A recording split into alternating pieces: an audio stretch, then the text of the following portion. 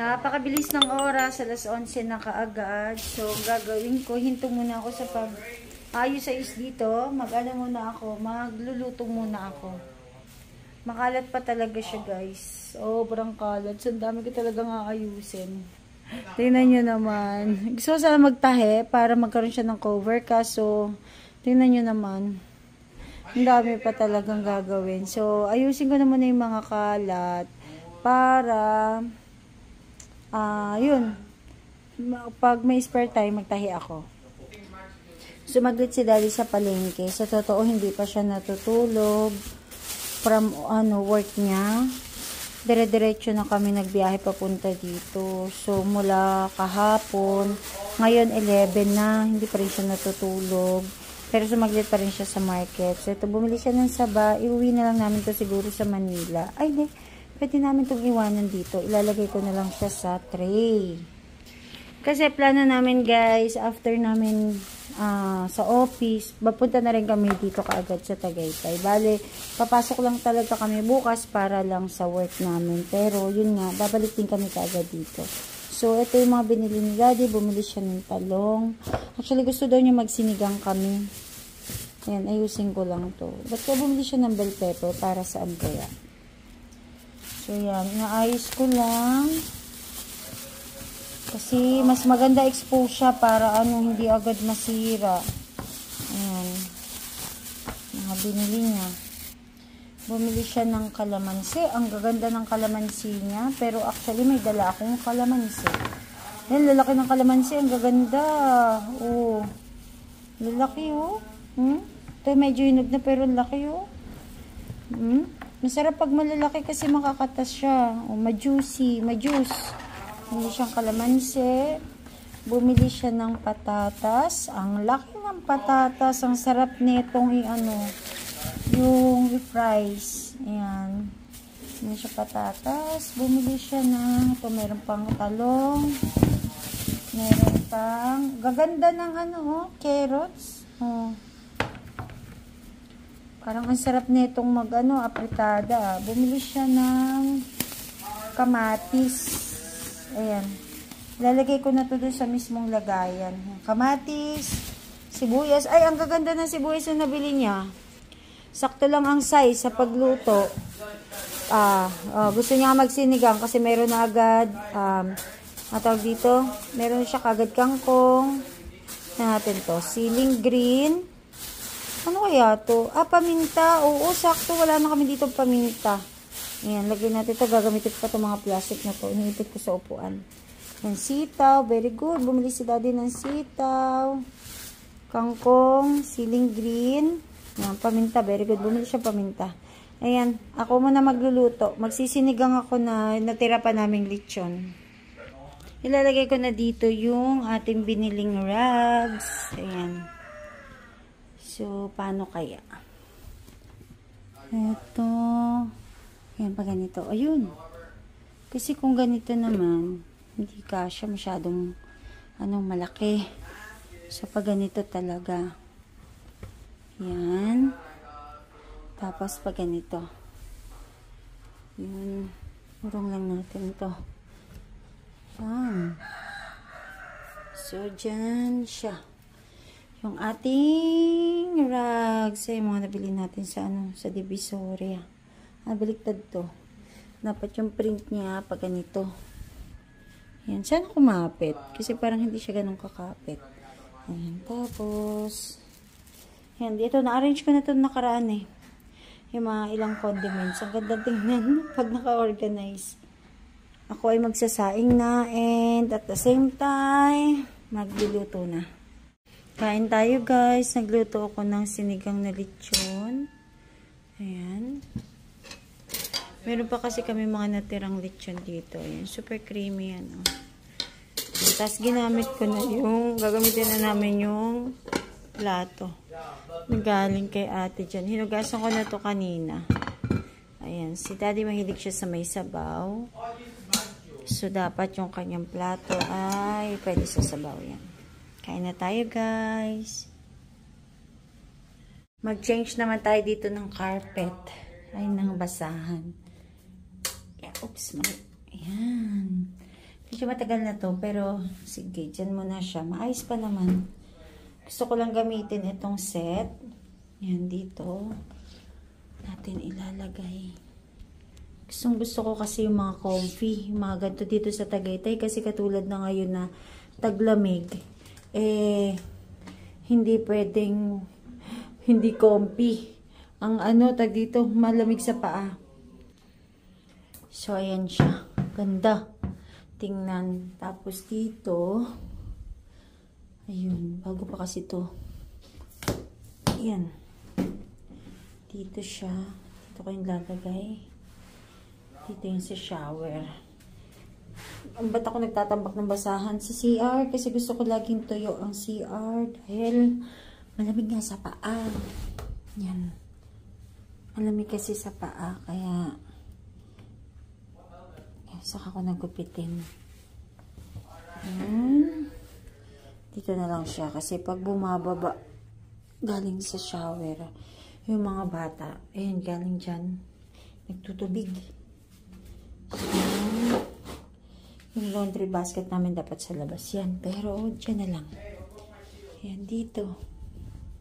Haba pala nito. So, okay lang. Sakto lang. Ayan. Yun. Sakto na.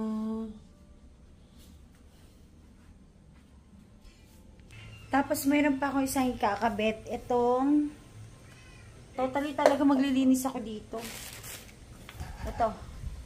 Pwede itong i-screw, pero naisip ko, wag na lang. Didikitan ko na lang siya. Meron naman ditong adhesive. Ito yung kanyang free adhesive, pero lalagyan ko na lang nito. Itong 3M para mas matibay talaga. Ayan, gawin ko na sa CR. May kasama siyang screw, pero katulad ng sinabi ko, ayaw ko magbutas ng tiles. O diba, ito yung CR na maraming basahan. Hindi, hilig lang tayo maglagay. Wala pa kasi ako nabibiling mga istante, kaya dito ko muna pinaglalagay ito. Pero pag may istante na ako, ano na yan, tatanggalin ko na yan dyan. Magkakaroon siya ng sariling lagayan. For now, dyan muna siya. Ayan.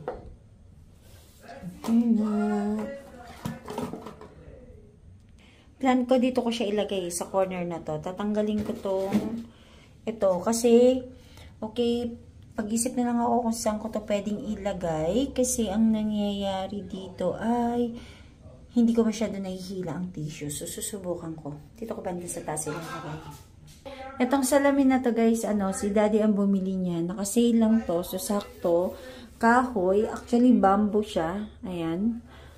Kaya, yun. Tingin ko parang dito ko dapat ilagay. Dito. Ayan. Ayan dyan. Para, o kaya dito. Para mas madali ko makuha yung tissue. Ayan. I-assemble ko lang. So, ayan na siya. Madali lang pala kabit. Di ko na nilagyan ng adhesive kasi mas matibay siya, mas matigas. So, ito na i-screw to. Ayan, may screw siya. Tapos, pagpabalta nyo, ganito lang. Ayan. Ito na siya. So, mas naiikot ko siya. So, mas maganda to kaysa dun sa pinapatong o sinasabit. Ayan. Dahil puro ayos ako ngayon dito sa bahay. Ang next ko naman ay ayusin ko yung dito. Kasi gusto ni JR ayusin ko yung sala kasi gusto ni JR matesting yung aming foam. Naiwan ko kasi yung tinahi kong cover. So, kung ano na lang muna, yan lang muna. Yung pinaka ilalim na cover. So, for the meantime siya muna. Pero ayusin ko na dito. Yung mga plato tatanggalin ko na para malagay ko na yung mga unan. Tsaka carpet.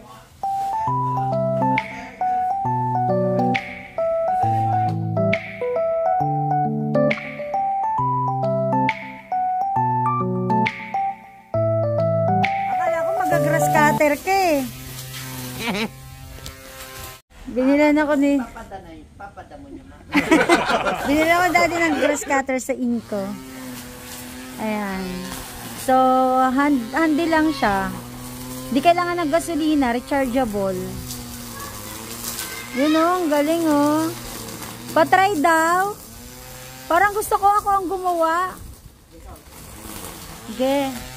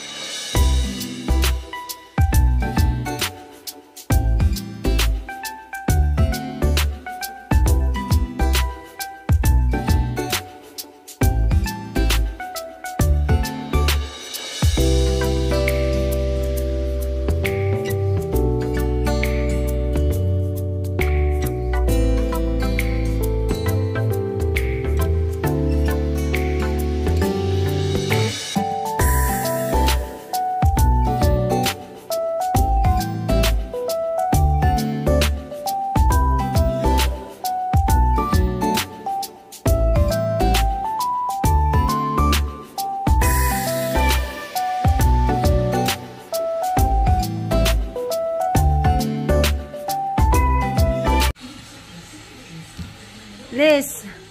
Oh, relax na sila. Ayos na naman ako ng mga plato ko. Hindi pa talaga yun yung pinaka-cover niyan. Naiwan ko kasi sa bahay. Sasayo si Inday. Nagpapaluto siya ng carbonara. Ano ba yan? Luto siya ng carbonara. Lakas ng hangin at may ibon. No, ano. Tapos tumae. Umipot kanina. Tumae sa halaman mo. Gusto mo puntahan ko? Oo, pauwi na kami guys. Pero dadan kami sa Kupli. Doon kami magdi-dinner. Sobrang lamig dito ngayon sa Tagaytay. As in, naka-ano siya, 21 degrees de? Tama ba? Oo. Oo, naka 21 degrees doon sa registration doon sa sasakyan ni Daddy. Ayan, pauwi na kami. Sobrang lamig. Dito kami sa Sicilias, pasalubong. Ayan, bibili lang kami ng ilang goodies. Uy, may egg tart. Change ano kami, bilihan. Kasi sold out ang kanilang buko pie. Meron kasi kaming pagbibigyan eh. Baka naubusan na sila ng ingredients. Oo nga naman, ba't di pa magluto? Kasi baka naubusan ng ingredients. Nagpapark lang kami pero nandito na kami sa Kubli. Kublo. Kubli nga, Kubli. Kublo. Dito kami sa Kubli. Kubli Cafe. Doon kami sa taas. Malamig sa taas eh. Favorite ni Elise pag nandito kami. Yan, maglaro siya. Dito ako sa likodan mo.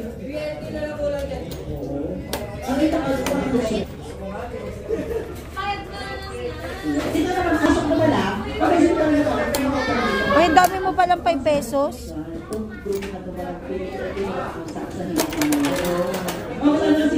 Nakailang ka na?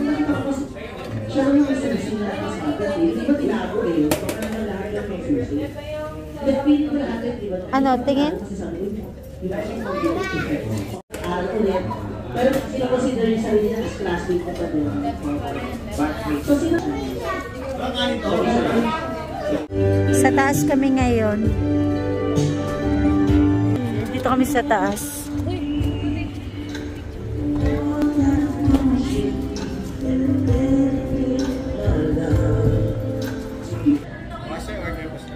Set 1.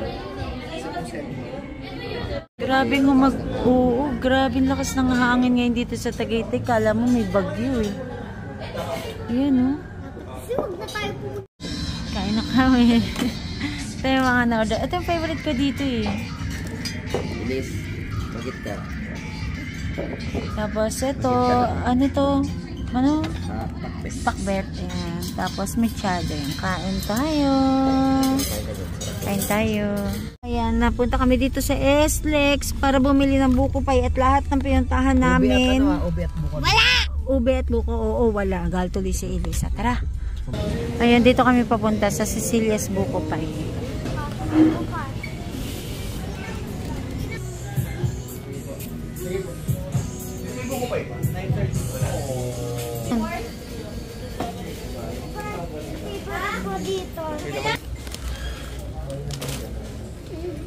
Ayan, sa wakas nakabili din kami ng buko pie. Eto na lang.